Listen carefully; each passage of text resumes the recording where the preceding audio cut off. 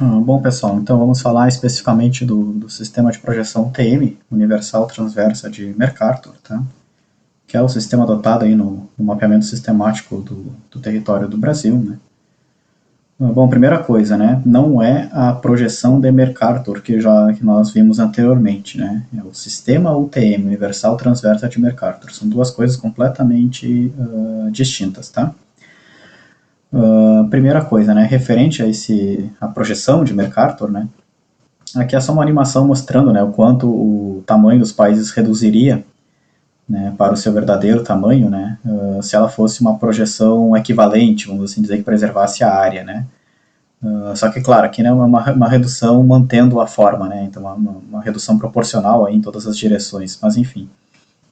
Então, ok, né, embora a finalidade do Mercator não fosse realçar o tamanho dos países do hemisfério norte, né, mas sim preservar, né, os ângulos, a forma, né, as direções para fins de navegação. Né, é óbvio, né, quanto mais afastado é o país do Equador, né, maior é a sua redução. Aqui no caso a Antártica é um continente, não é um país, né, mas enfim. Então, no hemisfério sul, ali é basicamente a Austrália, né, e Argentina, né, ali que são mais reduzidas, né, e a maior parte fica realmente no hemisfério norte, né, considerando que a linha do Equador passa mais ou menos por aqui, né. Então ali Estados Unidos, Canadá, Groenlândia, né, países europeus, né, então ali países asiáticos como a Rússia, né. E é interessante até notar, né, que após a redução, a Rússia não é tão maior assim quanto a China, né. Então a China também reduz, mas ela está mais próxima do Equador, né, ela proporcionalmente ela reduz menos que a Rússia.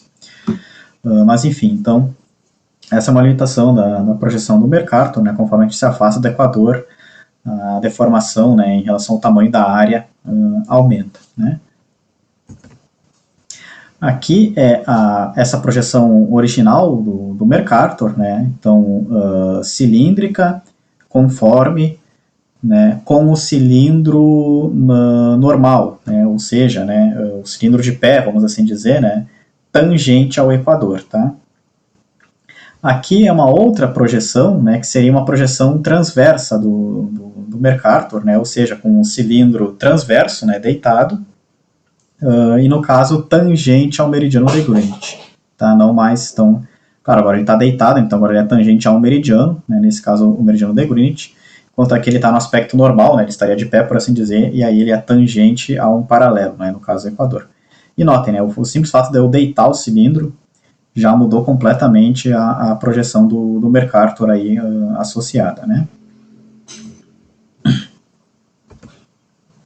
Bom, então o que é esse sistema UTM? O sistema UTM ele vai trabalhar com esse cilindro transverso, né, esse cilindro deitado, né, só que ao invés de ser tangente a um meridiano, ele vai ser secante, né, a dois meridianos, os dois meridianos de secância. Né, então ele vai ser aquele cilindro que ele corta, né, o nosso elipsoide ali. Né, então vai projetar de dentro para fora e de fora para dentro, né, dependendo. Vai ter dois meridianos de secância ali, tá? Então ele é um cilindro, né, transverso, secante. A projeção em si será conforme, né, então ela vai preservar a forma, né, os ângulos, né, as direções, enfim, né, que é o que a gente deseja quando se trabalha com mapeamento, né, então a gente enxerga ali na realidade um quadrado, né, que é olhar no mapa um quadrado, a gente enxerga um triângulo, que é olhar no mapa um triângulo, enfim, preservar a forma, né, das feições projetadas. Só que ele tem uma particularidade, ele é um sistema, de projeções, então não é uma projeção única, né? A gente não vai pegar um único cilindro e abrir ele e fazer uma projeção única, né? A gente vai ter ao todo 60 projeções diferentes, 60 posições diferentes desse nosso cilindro, tá? Por quê? Porque conforme a gente se afasta, né, da zona de contato, né, os meridianos de secância, como a gente já viu, as distorções aumentam. Né? Então, se a gente pega isso para uma escala global, a distorção aumenta muito. Né? Então, o sistema UTM ele trabalha com 60 projeções distintas, né? 60 posições distintas desse cilindro transverso, secante, enfim, e conforme a gente vai rotacionando ele ao longo do globo terrestre, a gente vai tendo os fusos correspondentes. Né? Se a gente está falando de 60 fusos, e a gente tem uma circunferência total de 360 graus, né? Então, 60 vezes 6, 360. Então, cada fuso terá 6 graus de amplitude, tá? Na direção leste-oeste, né? Então, 6 graus de amplitude na longitude, né? Totalizando aí o globo terrestre como um todo, tá? Lá nos polos, né, haveria uma sobreposição desses fusos, né, se a gente imaginar esses cilindros rotacionando, né, enfim, eles iam se sobrepor, né, ali próximo aos polos, né, mas na prática isso não vai ocorrer porque o sistema UTM ele fica restrito, né, a latitudes de até 84 graus norte, né, e até 80 graus sul, né, então essas regiões polares, né, não são mapeadas num sistema UTM, é uma outra projeção adotada, tá, então ficam de fora. Aqui é um exemplo, né? Então vamos imaginar, ó, pessoal, então o que acontece, né, na prática? Então a gente vai ter um fuso ali, né, com 6 graus de amplitude, né, para uma dada posição do nosso cilindro transverso secante. Aí a gente rotaciona esse cilindro, muda os meridianos de secância, enfim, né, muda a amplitude do nosso fuso ali, não a amplitude de 6 graus, né, mas muda a localização dele, enfim, tem um outro fuso, uma outra fatia correspondente, né? E assim vai, né? Totalizando os 60 fusos da projeção. Ó. Então não é uma projeção única, né, do mapa mundi, são 60 projeções diferentes, né, de pequenas fatias aí do nosso globo terrestre, totalizando o sistema UTM, tá? E os seus 60 fusos de abrangência, tá? Então isso é importante a gente ter em mente, né? Ela vai até 80 graus sul, né, e 84 graus norte, né, e cada fuso tem 6 graus de amplitude na longitude, né, então na direção leste-oeste, né, por meio da rotação, né, do nosso cilindro transverso secante correspondente. Então é um sistema de projeções, né, não é uma única projeção para o mundo inteiro. Dessa forma a gente consegue controlar, né, um pouco essas distorções, né, porque a gente não foge muito ali dos nossos 2 meridianos de secância, né, já que a amplitude do nosso fuso é de apenas 6 graus, tá? Então, essas deformações máximas, né, não vão ser tão grandes, tão exageradas quanto é na projeção original do Mercator, por exemplo, lá, né, para as latitudes elevadas. Bom, como é que funciona a questão da ordenação dos fusos UTM, então, né? Então, tem também a ordenação por zonas aqui, né, da latitude, tá, pessoal? Mas aqui eu não vou entrar, né, em detalhes porque não nos convém, né? O que nos interessa é a questão dos fusos, né, em relação aqui aos intervalos de longitude, tá? Então começa assim, ó, vamos pensar o seguinte, tem o antimeridiano de Greenwich que está lá a 180 graus, né, a meia volta de Greenwich, né? Então esse antimeridiano de Greenwich, que se a gente for pegar esse cilindro e abrir, ó, ele está aqui, né, ele está lá do outro lado do mundo, né, para Greenwich, no antimeridiano de Greenwich é o fuso 1, tá? Começa ali a contagem. E a contagem segue da esquerda para a direita, né? Ou de oeste para leste, ó, fuso 2, fuso 3, fuso 4, fuso 5, e assim por diante. Não tem fuso negativo, né? Então o que acontece? Aqui o Brasil, né, ele vai abranger aí, né, ele começa a ser abrangido desde o fuso 28, ele vai ali até o fuso 25, por exemplo, né? Então são vários fusos aqui no Brasil, porque é um território bem grande, né? Greenwich está na metade do caminho, né? Então 60 fusos, Greenwich vai passar aqui no fuso 30, né? E assim vai seguindo, né? Até ali o fuso 60, né? Então se o fuso é maior que 30, nós estamos ali no hemisfério oriental, né? A leste de Greenwich.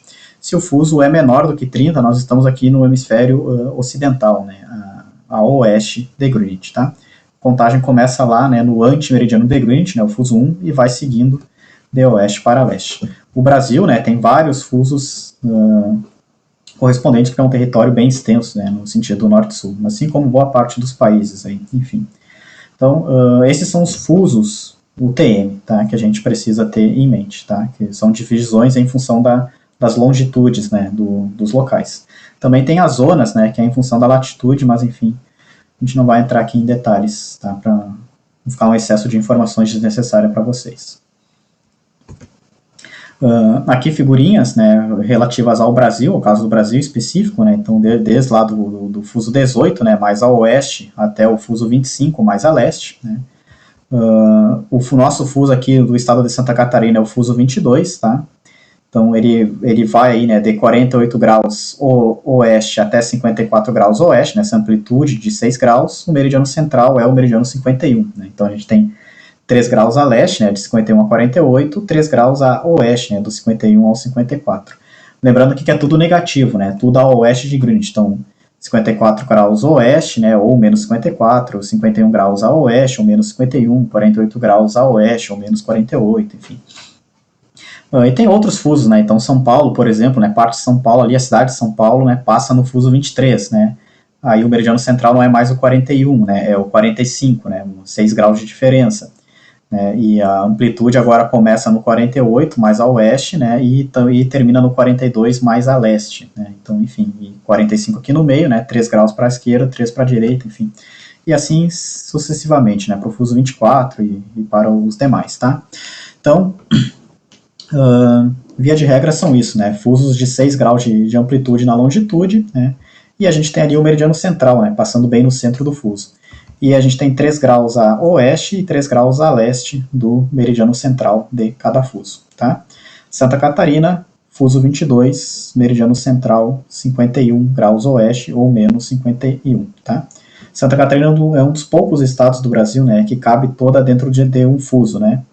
Aqui não é uma mera questão só de tamanho, também tem a questão da localização geográfica, já que a gente está fatiando em valores inteiros, né, de longitude, enfim.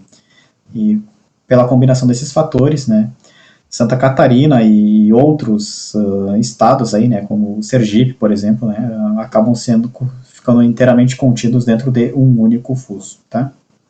Mas tem outros estados, né, Rio Grande do Sul e Paraná, por exemplo, São Paulo, enfim, que acabam aí aparecendo em 2 ou mais fusos, né, então não cabem totalmente dentro de um único fuso UTM, tá? Bom, aqui vamos relembrar aquela questão dos nortes, né? Então a gente já viu que tem o norte geográfico, o norte verdadeiro, né, que a gente assume sendo equivalente ao norte geodésico, né, ao norte do elipsoide, que é a direção do meridiano, né? Então todo meridiano ele aponta lá para o polo norte, né? Então esse é o nosso norte geográfico ou verdadeiro ou geodésico, né? Assumindo ali que o nosso elipsoide, né, está corretamente orientado, tá? Existe o norte magnético, que aponta para o polo norte magnético, né, que é esse ponto lá no Oceano Ártico, né, que tem uma localização variável, né, não é constante, enfim, que é o norte que a bússola, por exemplo, nos indica. Né. Então, temos esse segundo tipo de norte, que é o norte magnético orientado para o polo norte magnético, né, do campo geomagnético da Terra. E, quando a gente está falando de projeções cartográficas, aí entra um terceiro tipo de norte, que é o norte de quadrícula, né, ou o norte da projeção, né, como, por exemplo, do sistema UTM, que é o norte para onde apontam os meridianos, né, dessa projeção. Né. Então, por exemplo, no caso da projeção UTM, né, os meridianos é uma projeção retangular, né, meridianos e paralelos são projetados ali como linhas retas, né, enfim. Então, como o elipsoide é curvo, né, o meridiano é curvo, né, mas na projeção ele virou uma linha reta, né, ele foi para o plano. Então, esse ângulo entre o norte de quadrícula, o norte do meridiano na projeção, e o norte geodésico, né, a direção original do meridiano no elipsoide, né, eles não vão apontar necessariamente para o mesmo lugar. Né. Então, a gente tem um norte de quadrícula e um norte geográfico, né, ou geodésico, ou verdadeiro, enfim. Tá. Então, a gente tem um terceiro tipo de norte, que é o norte de quadrícula, ou o norte da projeção. E vai depender da projeção cartográfica que eu estou trabalhando, né, como, por exemplo, a UTM. Tá?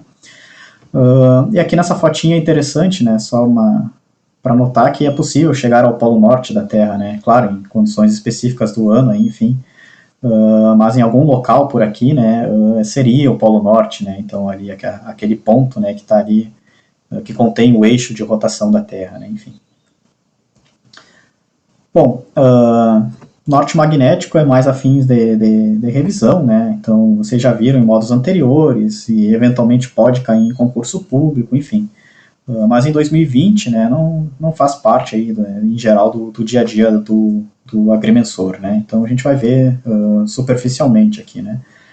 Mas basicamente, então, se a gente considerar o norte geográfico como referência, né, esse ângulo entre o norte geográfico, aqui representado em preto, e o norte magnético, representado em vermelho, é a chamada declinação magnética. Tá? Então, o que é a declinação magnética? É o ângulo entre o norte geográfico e o norte magnético. Se o norte magnético estiver a oeste, né, à direita do norte verdadeiro, a declinação magnética é positiva. Se o norte magnético estiver a oeste, né, à esquerda do norte verdadeiro, a declinação magnética é negativa. Tá? E se eles forem coincidentes, a declinação magnética é zero, é nula. Tá?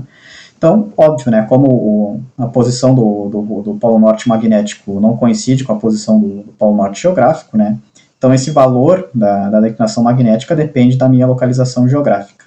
Né? Então, tem locais aqui em que a declinação será negativa, né? Então o norte magnético a oeste, outros locais em que ela será positiva, né? O norte magnético a leste, enfim, né? Valores mais elevados, valores mais próximos de zero, né? Valores que vai coincidir, né? Então a declinação magnética é nula, o polo norte aponta para a mesma direção, né? Do polo norte magnético é a direção do polo norte verdadeiro, enfim. Então a declinação magnética ela vai depender aí da localização geográfica, tá? Via de regra, né, então, como é que eu converto um azimuth verdadeiro em azimuth magnético? Né? Então, o azimuth magnético vale o azimuth verdadeiro menos o valor da declinação magnética, respeitando a convenção do sinal, né?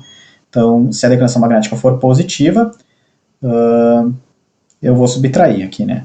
Se a declinação magnética for negativa, aí menos com menos eu tenho que lembrar que vira mais. Então eu vou acabar somando, né, o seu valor em módulo. Mas enfim. Então, tendo o azimuth verdadeiro, eu consigo converter para azimuth magnético e vice-versa, conhecendo, né, o valor da declinação magnética. Tá? Eventualmente pode cair em concurso público, né, enfim. E é mais uma revisão, né, com esses conceitos de azimuth, né, e norte magnético, norte verdadeiro, enfim, vocês já viram aí em módulos anteriores. Né? Aqui é uma animação mostrando as variações da declinação magnética ao longo dos séculos. Né? Então aqui a gente tem isolinhas, né, como curvas de nível, né, só que aqui ao invés de ser a mesma altitude, né, para pontos ao longo de uma mesma isolinha, são os mesmos valores de declinação magnética, né? Então essa diferença entre o norte geográfico e o norte magnético, enfim. E a gente vê, né, o quanto que essa declinação magnética varia ao longo do tempo, porque o polo norte magnético não é fixo, né, não é estável, né, ele vai se movimentando continuamente. Aí. Então, a minha declinação magnética depende não apenas da minha localização geográfica, como também da época, né, da época que eu estou. Né. Então, o mesmo local, ele vai ter um valor diferente de declinação magnética ao longo das décadas, aí, em função do movimento do polo norte magnético. Tá. Então, para corrigir, né, a declinação magnética, eu tenho que saber não apenas a localização, como também a época, né, de referência. Tá?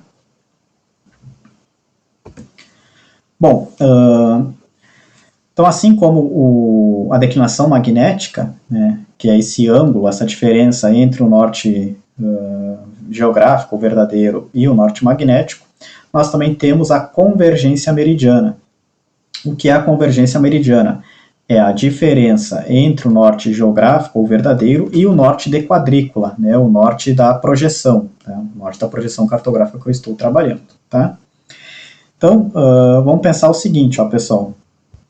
Né, sistema UTM, né, a gente tem ali o Equador, temos o meridiano central do fuso, né, temos 6 graus de amplitude, né, 3 para oeste, 3 para leste, enfim.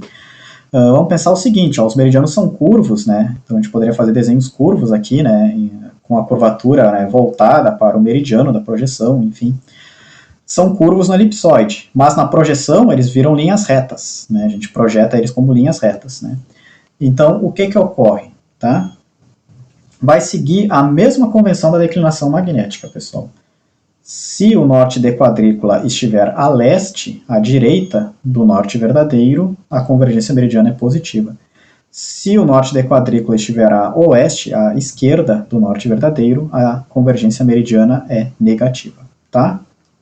Então vamos pensar o seguinte, ó, a gente vai ter 4 situações basicamente. Né? Primeiro caso, estou no hemisfério norte, acima do Equador, e estou a leste do meridiano central. Tá? Nesse caso, ó, pensando no norte de quadrícula, sempre reto, né, e no desenho do meridiano, eu vou ter uma convergência meridiana positiva. Tá? Norte de quadrícula, a leste, à direita do norte verdadeiro. Continuo a leste do meridiano central, mas fui para o hemisfério sul.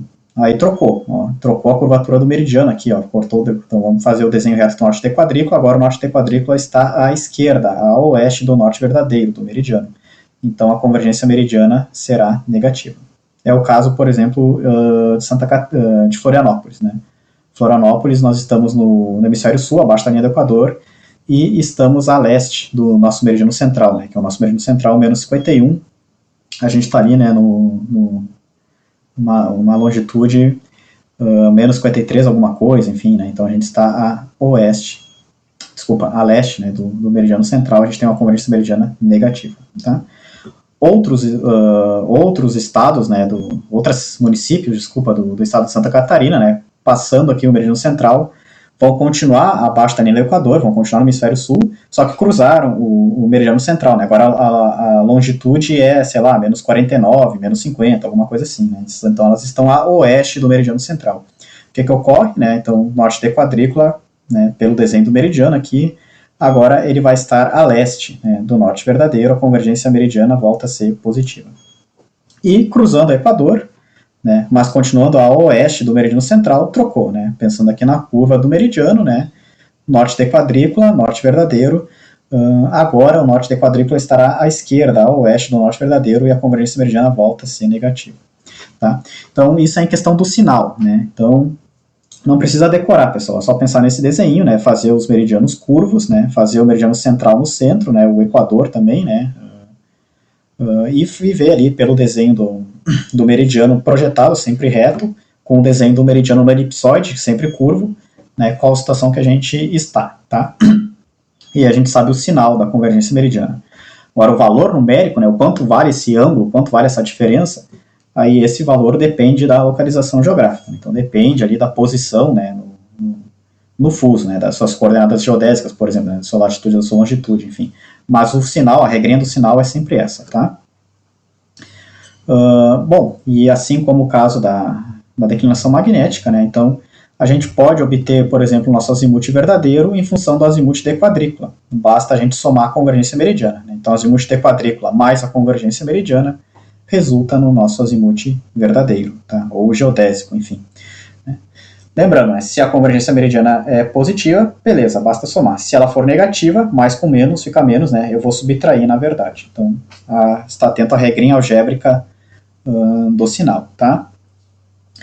Isso aqui vai ser importante mais lá para frente, né, pessoal, quando vocês forem ver o conceito de plano topográfico local, né, porque aí a gente tem um plano da projeção TM e tem um plano topográfico horizontal. O plano da projeção TM tem o norte da quadrícula, o norte da projeção. O plano topográfico horizontal, ele é orientado ao norte geodésico, né, ao norte verdadeiro, enfim. E aí, justamente, né, a diferença entre ambos será a convergência meridiana, tá? Por enquanto a gente está vendo mais em caráter introdutório mesmo. Bom, aqui sim, aqui é algo que já requer um pouco mais da nossa atenção, tá? Que é a questão da deformação das distâncias, né? Então, o sistema UTM é uma projeção conforme, ela preserva a forma, em detrimento das áreas e distâncias, né? Então, consequentemente, as distâncias projetadas, né, serão diferentes das distâncias originais no elipsoide. Vai haver um aumento ou redução dessas distâncias pelo fato da projeção ser secante. Né, se ela fosse tangente, né, então haveria apenas um aumento das distâncias, né, saindo da zona de tangência. Como ela é secante, né, então pode haver tanto uma redução quanto um aumento, dependendo da minha situação no fuso.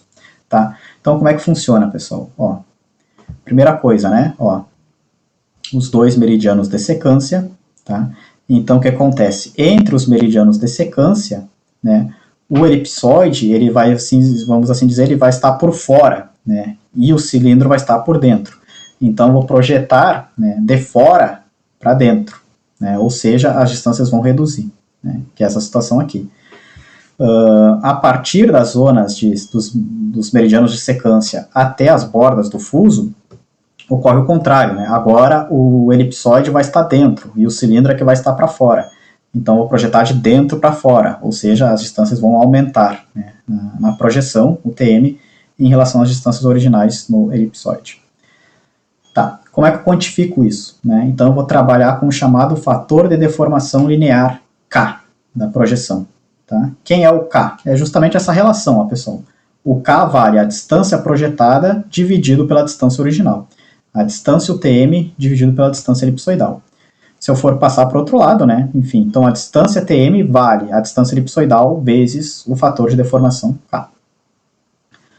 Se o K é igual a 1, não há deformação. Por quê? Porque a distância TM é igual à distância elipsoidal vezes 1. Qualquer número vezes 1 é ele mesmo, né? Então, distância TM é igual à distância elipsoidal.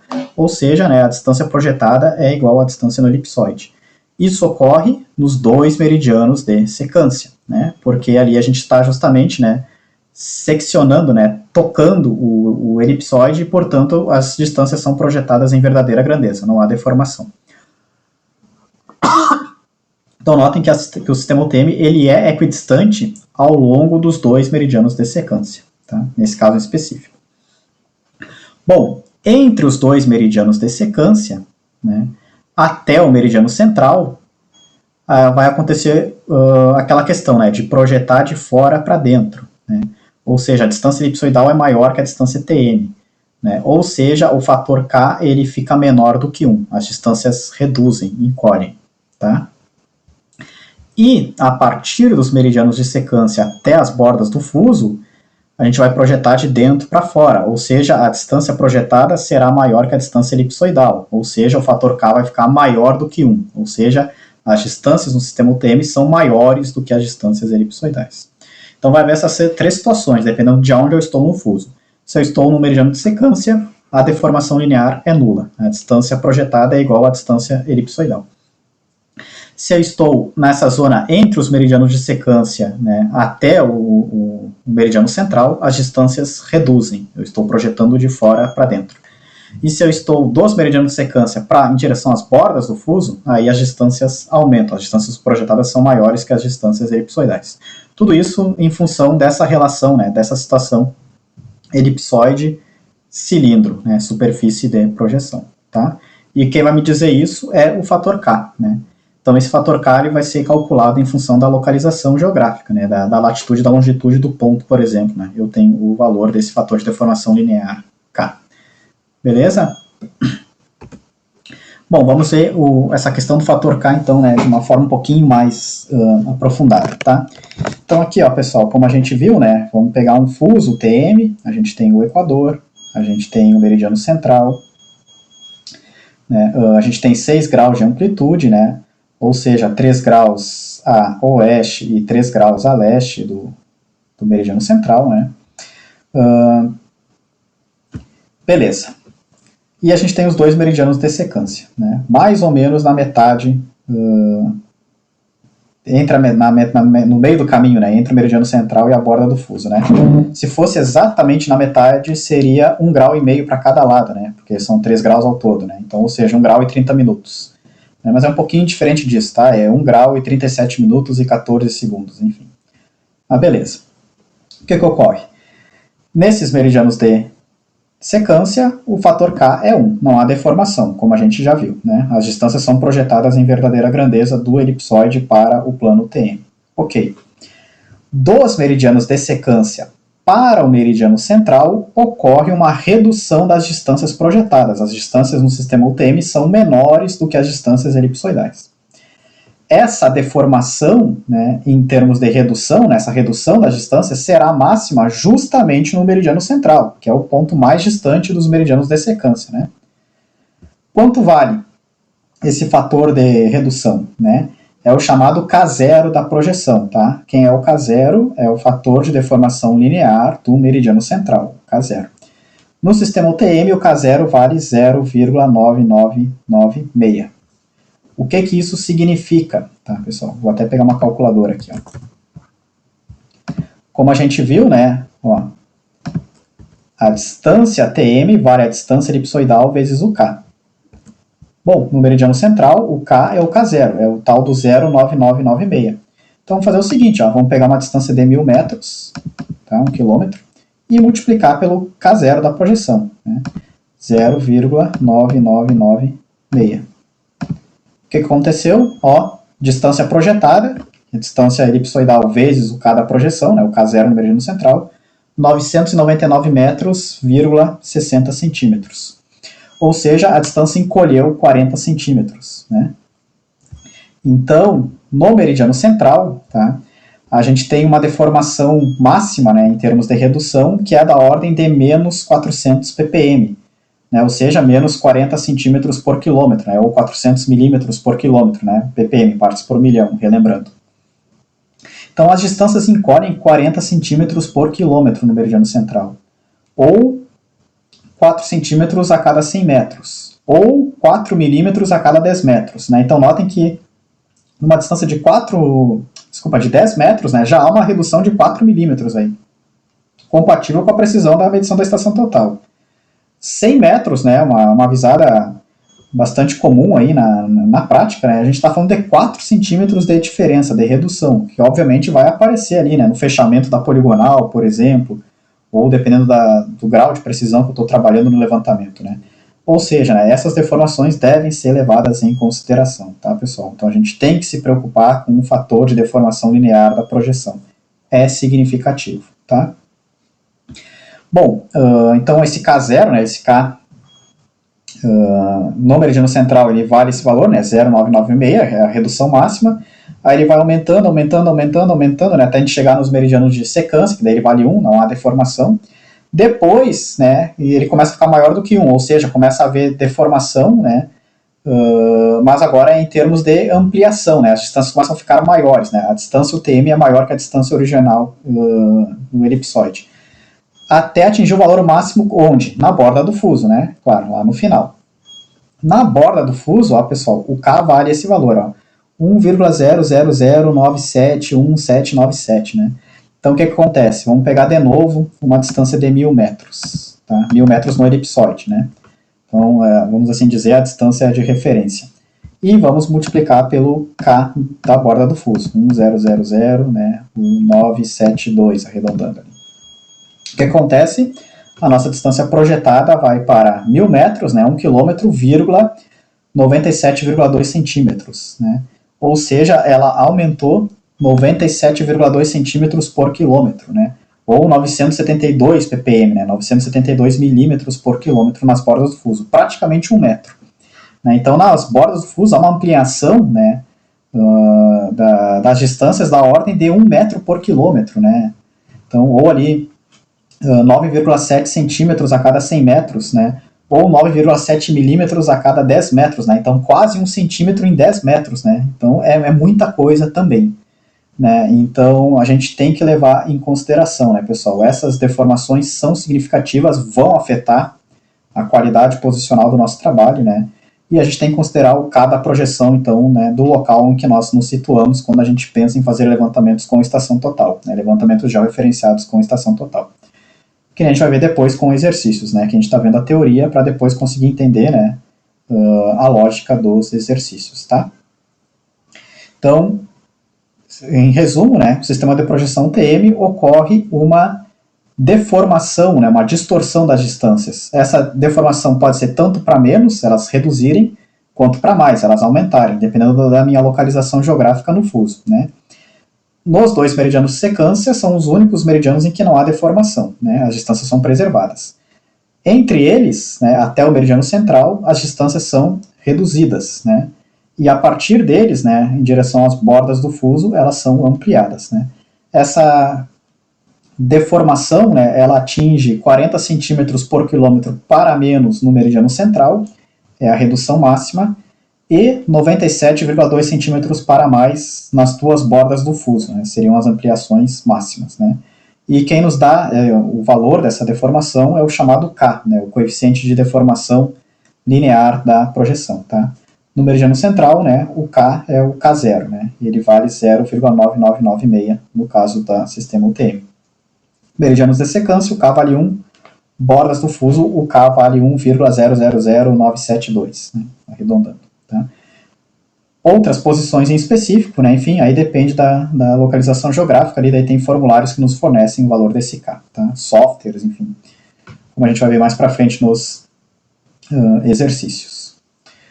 Bom, outra questão importante é o sistema de coordenadas da projeção, tá, da projeção TM. Então, como é que funciona o sistema de coordenadas? Vamos pensar na mesma situação, ó, pessoal. Então aqui a gente tem, né, o Equador, aqui nós temos o meridiano central, né. Vamos pensar no hemisfério norte, né? Então o Equador latitude zero, daí a latitude vai aumentando para o hemisfério norte e vai ficando mais negativa para o hemisfério sul. Beleza. E a partir do meridiano central, né, 3 graus de longitude para oeste e para leste, enfim. O sistema de coordenadas, o TM, funciona da seguinte forma, pessoal. No meridiano central, a coordenada este, né, a coordenada exão, este, vale 500 km, ou 500 mil metros. Ponto. Isso é arbitrado. Tá? E ela aumenta a leste, né, do meridiano central e diminui a oeste do meridiano central. Tá? Só que ela já partiu de 500 km, 500 mil metros. Então o que acontece? Como ela só vai ir 3 graus para leste ou 3 graus para oeste, ela não fica negativa. Tá? Então por isso que ela começa em 500 mil. Né? Se ela começasse em zero, ela ficaria negativa a oeste, né? Ou enfim, um valor menor aqui, 500 km, enfim. Então para evitar valores negativos, né, se arbitrou que ela parte de 500 km, 500 mil metros no meridiano central. Tá? Então se a minha coordenada este é maior que 500 mil metros, eu já sei que eu estou a leste do meridiano central. Se ela é menor do que 500 mil metros, eu já sei que eu estou a oeste do meridiano central. Né? E pensando que ela vai até 3 graus, mais ou menos, né? E 1 grau vale 111 quilômetros no Equador, mais ou menos, enfim. Então, a minha coordenada este, ela vai ir ali até cerca de 800 mil metros, né? 800 quilômetros para leste, né? Ou ela vai reduzindo ali até chegar na ordem de 200 quilômetros, né? 200 mil metros a oeste, tá? É o chamado falso oeste, né? Porque não começou no zero. Beleza. E a coordenada norte, né? A coordenada nisão. Aí ela tem 2 valores diferentes. Ela pode ter 2 valores diferentes, né? Se eu estou no hemisfério norte, o Equador começa no zero. E aí vai aumentando, né? Então novamente, começa do zero e só aumenta, né? Nunca fica negativo. Se eu estou no hemisfério sul, aí começa de 10 mil quilômetros, 10 milhões de metros. E vai reduzindo, né, conforme eu vou descendo aqui no hemisfério sul, né. Mas como ela já partiu lá do 10 mil quilômetros, 10 milhões de metros, ela nunca fica negativa também, tá. Então essa é a lógica, né. Então, depois a gente pode ver lá no Google Earth, né, enfim, cruzando ali, né, a linha do Equador, dá um salto, né, na coordenada norte ali, né, do zero do hemisfério norte para 10 mil quilômetros no sul, né, enfim. Tá, mas via de regra, né, quase todo o Brasil está no hemisfério sul, então a gente vai considerar basicamente o caso aqui do hemisfério sul, né. Então, via de regra, pessoal, a coordenada norte, né, ela vai ter um dígito a mais do que a coordenada este aqui no hemisfério sul, né. A coordenada este vai ser isso aqui, né, algo entre 200 mil e 800 mil metros. A coordenada norte vai ser ali, alguma coisa, né, 4 milhões de quilômetros, 5 milhões de quilômetros, 4 milhões de metros, 5 milhões de metros, 6 milhões de metros, né, ou 4 mil quilômetros, 5 mil quilômetros, 6 mil quilômetros, enfim. Então a coordenada norte vai estar lá na casa do 1 bilhão de metro, né, ela vai ter um dígito a mais do que a coordenada este. Então só pelo valor ali, né, a coordenada que tem um dígito a mais, ela corresponde à coordenada norte no hemisfério sul, tá? E é basicamente dessa forma que funciona o sistema de coordenadas UTM. Então, né, notem que não tem coordenadas negativas, né? Então a gente tem um falso oeste, um falso norte aí, enfim, para evitar coordenadas negativas, tá, na projeção UTM. Beleza? Diferente do sistema cartesiano geocêntrico, por exemplo, né? Se eu fosse lembrar lá o x, y, z, eu poderia ter coordenadas negativas, né? Inclusive no Brasil aqui a gente tem coordenadas negativas para o z e para o y, né? Enfim, o sistema UTM não tem coordenadas negativas, ele é definido dessa forma, né? O falso oeste, o falso norte, enfim, já parte de valores elevados ali, né? Para evitar as coordenadas negativas. E lembrando que isso é relativo a cada fuso, né, pessoal? Então mudou o fuso, mudou o meridiano central, né? Então mudou a origem ali, né? Então aquele 500 mil vai ser transferido para o próximo meridiano central, né? Então há uma descontinuidade ali, né? Então essa é uma desvantagem do sistema UTM, né? E desses sistemas de projeção que trabalham com fusos, né? A vantagem é que eu estou representando porções menores da superfície, né, terrestre, né? Do elipsóide de revolução, enfim, menores deformações. A desvantagem é que eu estou em várias fatias, né? Então eu estou em vários sistemas diferentes, né? Então há descontinuidades ali, né, quando eu pulo de um fuso para o outro, tá? Então eu sempre tenho que indicar qual é o fuso que eu estou trabalhando. Tá? Se eu não indicar que é o fuso 22, né, eu apenas digo a coordenada este é tal e a coordenada norte é tal, mas eu não indiquei o fuso, o que acontece? Tem 60 fusos no mundo que vão ter aqueles mesmos pares de coordenadas este e norte, né? Então, não indicando o fuso 22, ou o meridiano central, né, porque tendo o meridiano central eu consigo obter o fuso e vice-versa, enfim.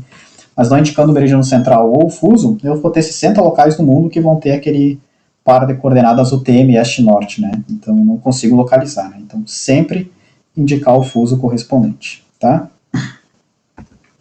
Aqui é esse caso, né, de mudança de fuso, né? Então olhem o problema que pode ocasionar, né, pessoal? Aqui é um exemplo, né, o fuso 32, tá? Então aqui, ó, o meridiano central, né, do fuso 32, aqui valendo 500 mil, né? E aí a gente vai aumentando para leste aqui, né? 600, 700, enfim. O que acontece? Em algum momento aqui vai mudar o fuso, né? Mudou o fuso, pessoal, mudou o meridiano central. Mudou o meridiano central, mudou a origem do sistema de coordenadas. Agora o meu falso oeste de 500 mil foi transferido para o próximo meridiano central, para esse daqui, ó. Então o que ocorre? Há um salto aqui nas coordenadas, né? A gente sai do 800 mil e vai lá para o 200 mil, tá? Né? É um problema, né? Então, o que acontece, né? Se a gente for fazer um levantamento justamente nessas bordas de fuso, que felizmente em Santa Catarina não ocorrem, né, mas em outros estados do Brasil ocorrem, né, incluindo Paraná e Rio Grande do Sul, por exemplo, os nossos vizinhos aqui, enfim, a gente tem duas situações que a gente pode proceder. A primeira delas, a gente estende um dos fusos, o fuso que a gente está trabalhando, em até 30 minutos, né, em até meio grau. Ou seja, a gente continua trabalhando com ele como se, né, como se aquele fuso continuasse se expandindo, né? Enquanto se a gente for a rigor, né, ele acabou ali, né? A gente pode fazer isso até 30 minutos, até meio grau. Se um grau vale mais ou menos 110, 111 km no Equador, enfim, né, a gente pode fazer isso até cerca de 55 km no Equador, tá? Se a área que a gente está trabalhando é maior do que isso, né, maior do que essa, aí não tem jeito. Aí tem que trabalhar com dois mapeamentos distintos, né? Um no fuso, né, o fuso 32, por exemplo, outro em outro fuso, o fuso 33, por exemplo. Porque a gente não pode expandir um fuso, o TM mais do que isso, né, em função aí do aumento exponencial das distorções, né, então começa a ficar muito fora de controle. Então, aí não tem jeito, né, aí tem que trabalhar com dois sistemas diferentes mesmo, dois mapeamentos distintos, né. É por esse e outros motivos que o INCRA, por exemplo, adota coordenadas geodésicas, né, latitude e longitude, a gente não tem esse problema, né. Então, latitude e longitude não tem fuso, né, pessoal, né, então é definido em relação ao Equador e em relação a Greenwich, é válido para o mundo inteiro. Né? Então, as coordenadas geodésicas de um ponto são uma só, né? Só tem um ponto no mundo lá que tem aquele par de coordenadas latitude e longitude, né? do elipsoide, né? Claro, tem a questão da altitude também, mas pensando apenas na planimetria, só tem um par ali, só tem um ponto no elipsoide que vai ter aquele par de coordenadas, né? Latitude e longitude. Sistema UTM não, se não definir o fuso, tem 60 pontos iguais que vão ter aquele mesmo par de coordenadas, né? Um em cada fuso, enfim. Então essa é uma desvantagem, né, desses sistemas de projeção que trabalham com fusos, tá? Aqui é só para assustar vocês um pouquinho, né? Como é que a gente converte coordenadas geodésicas, né, latitude e longitude, né, φ e lambda, para coordenadas de projeção TM, né, esão e enisão, oeste e norte, né? Então notem o tamanho do formulário aqui, né? Então vai depender ali dos parâmetros do elipsoide adotado, né, o GRS 80 para os Sirgas, por exemplo, né? Vai depender da latitude e da longitude do ponto considerado, né, da longitude do meridiano central, né, daquele fuso, enfim. Né, envolve aí funções complexas, né, trigonométricas, né, aproximações em série, etc. Tanto para calcular as coordenadas, né, este e norte, quanto para calcular o K, né, o fator de deformação linear da projeção naquele ponto, né, ou a convergência meridiana, né, da projeção naquele ponto. Então, felizmente, né, hoje em dia, né, pense o seguinte, né, pessoal, havia uma época que não existiam computadores, né, e softwares, né, de automação topográfica, de processamento de dados geodésicos, né. Então, hoje em dia, beleza, a gente vai recorrer a planilhas eletrônicas, né, do Excel, ou softwares como o ProGrid, né, então o ProGrid do IBGE também converte, né, coordenadas UTM para coordenadas geodésicas, né, ou cartesianas geocêntricas, enfim. A gente já viu aquela função a gente já viu que ele também tem essa função implementada, né. Ou o próprio software que eu estou trabalhando ali, né, com processamento de dados GNSS, por exemplo, um TopContour, sei lá, né, ou até mesmo de automação topográfica também, né, por exemplo, o GeoOffice, enfim. Então, os softwares em geral, aí eles fazem essa conversão de coordenadas para nós, tá? Mas é importante a gente ter em mente, né, que não é uma tarefa trivial, né, então tem uma matemática complexa que está lá implementada naquele software, né, que quando a gente aperta o botão a gente simplesmente vê o resultado, né, e hoje em dia a gente pode nos dar ao luxo, né, de fazer isso, né. Então, enfim,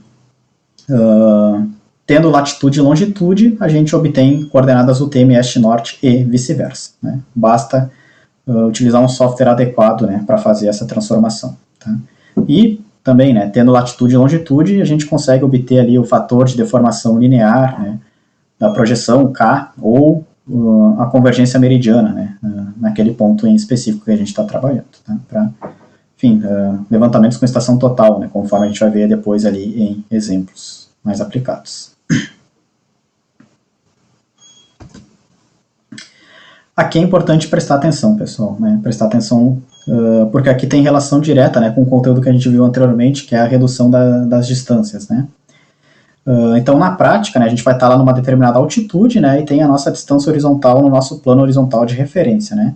Então, nós já vimos que nós temos que reduzir essa distância horizontal para o nível do mar, né, para a altitude zero, e, a rigor, né, converter essa distância horizontal para a distância curva, ou geodésica no elipsoide.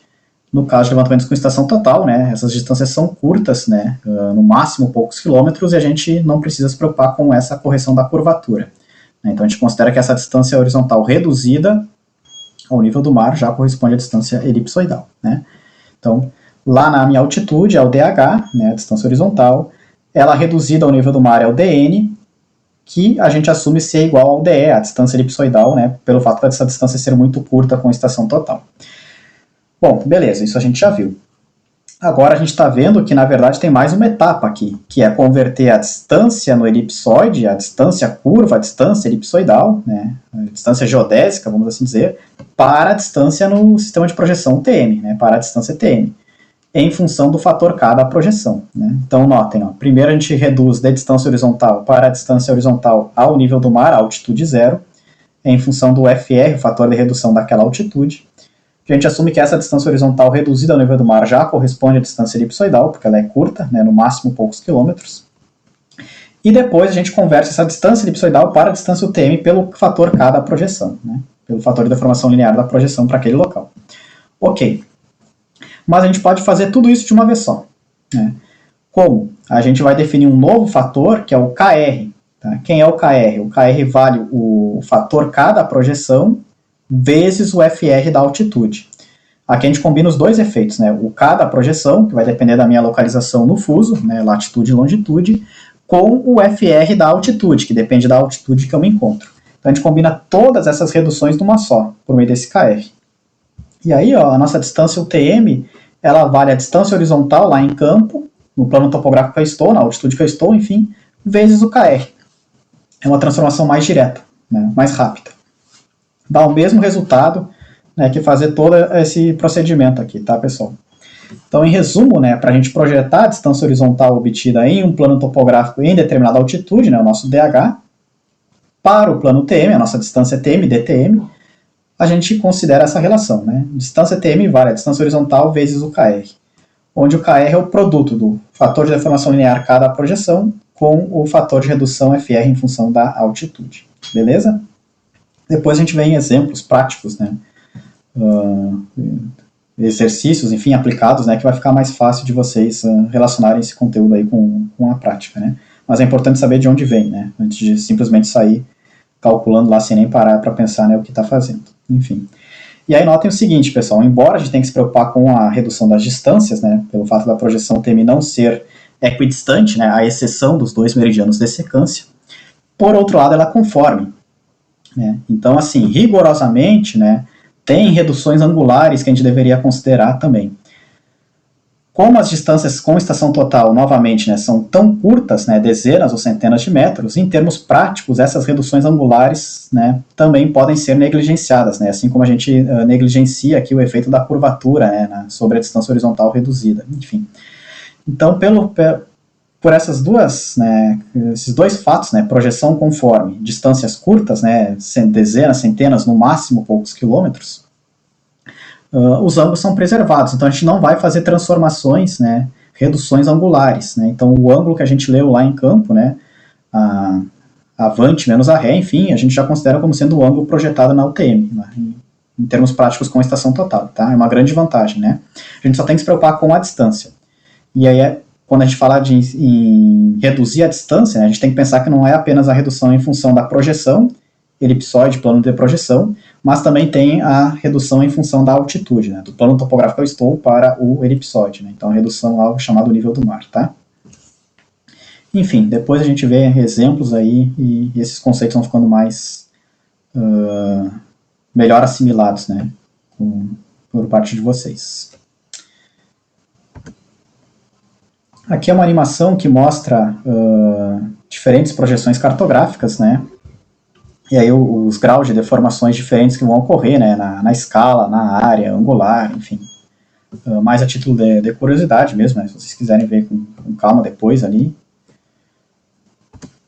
E de forma geral é isso, pessoal, né, então projeções cartográficas, né, são várias projeções cartográficas, né, então não se resume à UTM, embora a UTM seja, né, uma projeção adotada no mapeamento sistemático do Brasil, né, que a gente vai de fato focar. Ela é uma projeção cilíndrica, transversa, né, secante, conforme, né, em 60 fusos distintos, né, então eu tenho que indicar o fuso associado àquele par de coordenadas oeste e norte, né, e ela tem a questão da deformação linear, né, por ser conforme, né, então beleza, a gente não vai fazer transformações de ângulos, né, reduções angulares, mas a gente tem que fazer reduções lineares, né, então as distâncias projetadas são diferentes, né, das distâncias de fato, sejam medidas lá em campo, sejam já reduzidas previamente ao elipsoide, né. Então, em função do fator de deformação linear cada projeção, a gente faz essa transformação das distâncias, né. E elas podem tanto reduzir quanto aumentar, né. Por ser uma projeção secante, vai depender muito da minha localização geográfica no fuso, né. A distância projetada pode ser tanto maior quanto menor em relação à distância elipsoidal da referência, tá. É isso, de forma geral, né, pessoal. Então, a gente tem uma relação clara aqui com o conteúdo anterior, né, que é a redução das distâncias, e essa primeira aula mais introdutória, mais teórica, enfim, para dar uma apresentada aos conceitos, né, e claro, a próxima aula é uma aula já de exercícios, né, mais aplicada, mais prática, enfim, e aí vocês vão assimilando melhor, né, esses conceitos, vendo aplicações ali, né, no dia a dia do profissional, né, então, em exemplos simulados aí que a gente faz, né, simulando a realidade de trabalho, tá? Uma última coisa só que eu queria mostrar, né, vocês também vão ter acesso no Google Earth, né, a esse KMZ aqui, já está lá na pastinha do SIGA, mas aqui a gente tem os fusos, tá, do sistema UTM, só um instante. Os fusos ali do sistema UTM, claro aqui, né, já aqui dando uma ênfase para o Brasil, né, que é o que nos interessa aqui, né. Então, em amarelo, a gente tem aqui, né, o meridiano central, né, e em roxo as bordas do fuso, né. Então aqui, por exemplo, o fuso 22, né, que é o meridiano central 51, né, e ele vai indo ali até as bordas, né, até ali o 48, né, e o 54, né, a oeste, enfim. Então, e aí os vários fusos, né, que no Brasil, então, vai lá desde o 18 até o 25, né. Santa Catarina, ó, vamos ver aqui, vamos aumentar o zoom aqui para ver, ó. Então, Santa Catarina, toda ela contida no fuso 22, né. Ó. Então, nós aqui, né, estamos a leste do meridiano central, né, e no hemisfério sul, né. Então, a nossa convergência meridiana é negativa, como a gente viu, né. E aí, municípios que estão ao oeste do meridiano central, né, e continuam no hemisfério sul, né, continuam em Santa Catarina, enfim, aí esses têm uma convergência meridiana positiva, né, enfim. E só para encerrar, vamos mudar agora, né, então aqui a gente está trabalhando com coordenadas geodésicas, né, latitude e longitude, tá. Até acho que nem está em graus minutos e segundos, não, está em graus minutos decimais, até vou transformar para graus minutos e segundos, enfim. Então, só para mostrar, né, então ali o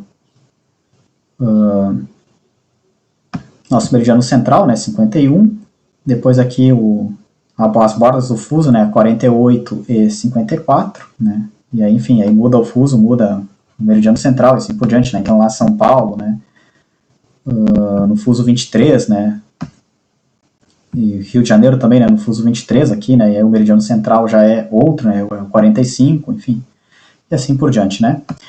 Depois vocês podem brincar com com esse arquivo KMZ em casa. Só o que eu queria mostrar aqui, né? Então aqui a gente está na linha do Equador. Vamos ver as duas situações, né? Vou trocar aqui o sistema de coordenadas para a universal transversa de Mercator. Tá? Então a primeira coisa que a gente vai ver aqui é a questão a mudança do hemisfério na coordenada norte. Ó. Então vamos aumentar bem o zoom aqui, né? Na linha do Equador. Tá. E aí notem, ó, que curioso, ó, pessoal. A nossa coordenada norte ali, ó, praticamente, né, no próximo dos 10 milhões de metros, ó. A gente está aqui no hemisfério sul, né? E aí, ó, trocou a rua, ó, já caiu, né? Já mudou ali, ó, para 12, né, 12 metros, enfim, tem a resolução do zoom aqui, né? Mas, enfim, cruzou o Equador, a coordenada norte muda, né? A este não, né? A este permanece a mesma coisa. Mas a norte tem aquela mudança violenta ali, né? Ó, 10 milhões sul, né? E depois ela vai lá para zero, né? E aí depois vai aumentando. Tá? E vamos ver agora a questão da mudança do fuso, né? Então vamos pegar uma borda de fuso aqui também, para ver a mudança que ocorre na coordenada este. Agora aqui, ó. Então vamos aqui para a mudança de fuso. Deixa eu aumentar o zoom aqui. Então agora é a situação contrária, né? Então notem que a nossa coordenada este ali, né, ela está lá na casa dos 800 mil e pouco, né, 830 mil metros, enfim.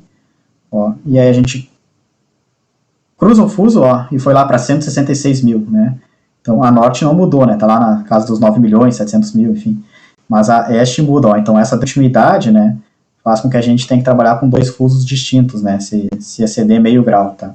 Então, notem, ó, novamente, coordenada este lá na 830 mil metros, né? E aí cruzou o meridiano, cruzou a borda do fuso, né? Cruzou esse meridiano limite, mudou, foi lá para 160 e poucos mil, porque já está em outro fuso, né? Então, enfim, essas são particularidades aí do sistema de coordenadas, né?